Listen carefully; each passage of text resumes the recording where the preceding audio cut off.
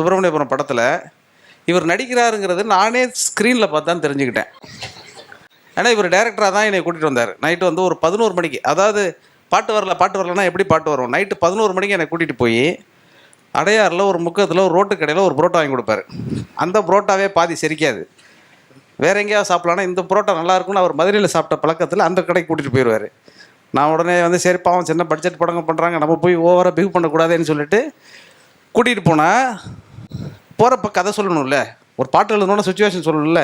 இப்போ எப்படி அவர் சொன்னார், அந்த சுச்சுவேஷன் இப்போ சொல்ல கூட அவர் சொல்ல மாட்டார். என்ன சொன்னார்னா, லவ் பெயின் ஜெயில் எழுதிருங்கன்னாரு. லவ் பெயின் ஜெயில் எழுதிருங்க, இது ஒரு சுச்சுவேஷன், இது கேட்டு நான் பாட்டு எழுதணும்.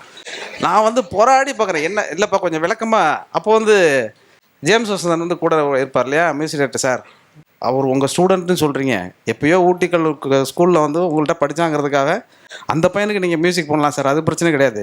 என்னையா சார் உள்ளே வந்து கோத்து ஜெயில் பெயின் காதல், இது எப்படி சார், இது ஒன்றுமே புரியலையே சார் அப்படின்னோடனே ஒரு ரூமு, அந்த ரூம் சொன்னார், உண்மையிலேயே ரூமை போட்டு மூடிட்டாங்க.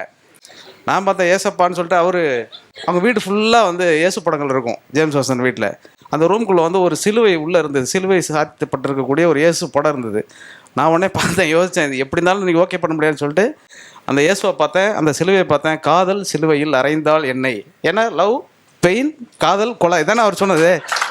அதை சேர்த்து எழுதிட்டு வெளியே சார் ரொம்ப பிரமாதமாக எழுதுறீங்கட்டாங்க எல்லாரும்.